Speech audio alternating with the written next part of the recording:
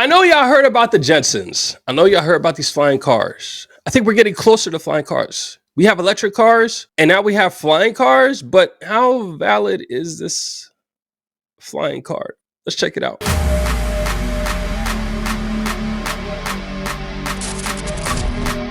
Yo, what's going on, everybody? It's your boy Big Blue. We're here with another video. So apparently there's this company. What's this company called again? It's called Aleph. Apparently they've been working on a flying car. I just saw this and I don't know. It seems a little weird, but let's go ahead and check it out and see exactly what this flying car is about. In automotive tech, one issue only seems to be getting worse: gridlocked traffic. But this Silicon Valley startup says the solution comes straight from our imagination: the flying car. You can actually use it today, and you can cut your commute at least in half, if not more. See, he says that. Oh, I guess he's the CEO. He says that, but honestly, I'm not 100% because that thing looks really slow. But hey. Jim Duchovny says his company Aleph Aeronautics was able to create something we've been dreaming about since the Jetsons. We're trying to make science fiction a reality. And while not quite ready for the road, Duchovny says the flying car is about to take off. NBC News was given exclusive access to see their concept model with our own eyes. If everything goes smoothly, I'm going to watch a car fly over another car. We'll see. Sure enough, we watched it soar through the air over another car and land. Can anybody even fit in there? I don't, what? How do you even get in? But for all the magic of this moment, we were heavily restricted, forced to shoot at least half a football field away, and we never actually saw the driver entering or exiting the vehicle. But you're not still all the way there yet, because you wouldn't let me in the cockpit yet. There's a difference between you and the consumers. We still have some idea. Why is there a difference? There should be no difference in it too. Because I don't understand. Why is he making that face? Intellectual property, which we're trying to protect. So far, more than 3,200 early adopters have pre-ordered their $300,000 all-electric flying car. And the company is aiming to begin production by next year. But practicality might be where the rubber meets the sky. Only a few countries allow for the kind of road-to-air reality Duchovny envisions. It's going to be slow, incremental approach, which is good for legal integration, which is good for consumer integration. But he says as demand grows, regulations will catch up with the tech. For now, it's still that cutting-edge pie in the sky. Steve Patterson, NBC News, Silicon Valley. Thanks for watching. Okay, so I did a little more digging on it. That wasn't long enough, and I found another video that provides a little more information about this. So the first thing that came to mind is that literally seems like a paper airplane. Doesn't really seem safe at all. It literally looks like just propellers. How do you even charge the thing? It doesn't seem like there's no battery. There's just so many questions about how the thing even functions. But let's see this video that's here right now. Let's check it out. So how does Aleph's car actually work? Well, I tried asking a couple of times, but didn't really get a clear answer. Oleg Petrov is Aleph's director of R&D.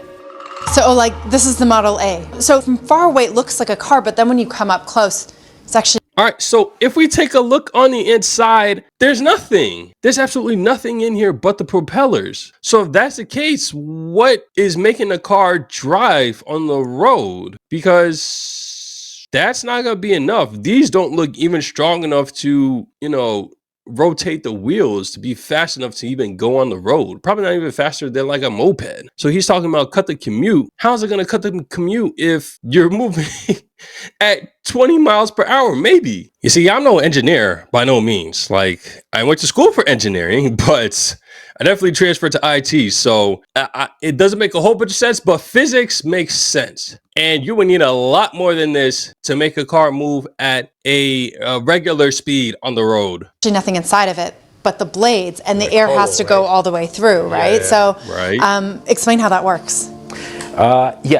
Because we had to do that, right? Because it's a vertical takeoff, yes. And here where that area matters, that's what creates thrust and it lifts it up in the air. And we are very efficient because we're very hollow. We are very efficient in that and very lightweight.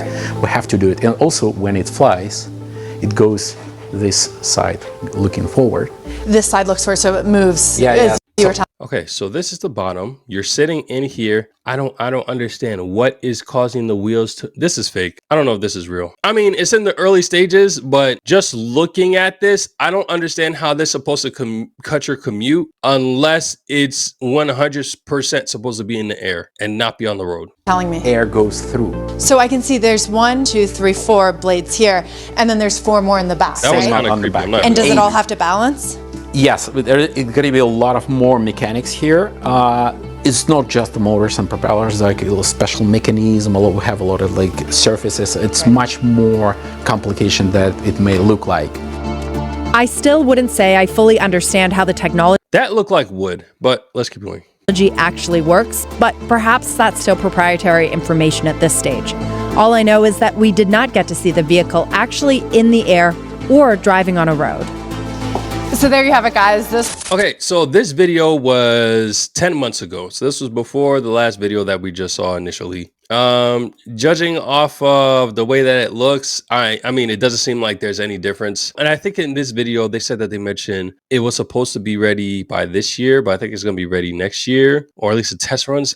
I wouldn't trust it. I wouldn't trust it right now. There's a lot of work that has to go into it. Again, what happens when the wind blows? If it's supposed to be lightweight and it looks really lightweight, let's say if it's a windy, icy day in Georgia, is it still going to work? Is it still going to be able to produce sufficient enough heat during the cold? Are you going to tell me that I can't use it during the wintertime? Is it not going to overheat during the summertime? Because I don't see any type of, I mean, I guess it's fans, but there's just so many questions for this that I really don't see this really being something that's utilized. But if anything, it's not going to be in a sense of it being a car or a moped. It's going to sit between a scooter and I don't know, a wagon as far as transportation goes, because it doesn't look like you can drive it in the road. It just looks like it's supposed to be in the air and it's supposed to land. And like if you guys saw in I don't know if it showed in the beginning, they were wheeling it in, like they were literally pushing it into the garage, which you can't do with a car. So it's got to be that lightweight to where it can be pushed. I mean, this is took 4 people to push in the car in the garage. But I don't know. And there's a couple thousand people that already has it pre-ordered. Of course, these are people that just want to say that they tested out the first flying car because they just have too much money. Of course it is. But I don't know. You guys let me know in the comment section what you think about this flying car. Would you invest in it? I think it could go somewhere. Not right now, though. Definitely in the future. If they keep at it, if they keep figuring things out, working with the dynamics. But this is not something I would want on the road right now or really pay $3 million or $300,000 for. You're practically at Ferrari level for something that's as fast as a scooter and has no like safety as far as like if it were to crash. It doesn't look like, unless that little dome that you're hiding in is supposed to like insufflate as soon as it gets contacted with something. That's the only thing that makes sense. And I mean, they didn't mention nothing about safety. So I don't know. You guys let me know in the comment section what y'all think. Would you buy this? Would you want to see this on the road? Would you invest in it? Would you even invest in it? I may invest in it just because I've heard about it now. I may invest in it, but as I see it progressing, and I'll probably take a look at it. But as of right now, I don't know. That's going to be a lot to get this on. But y'all let me know in the comment section let me know what y'all think. I'm going to catch you on the next one. Take it easy. Peace.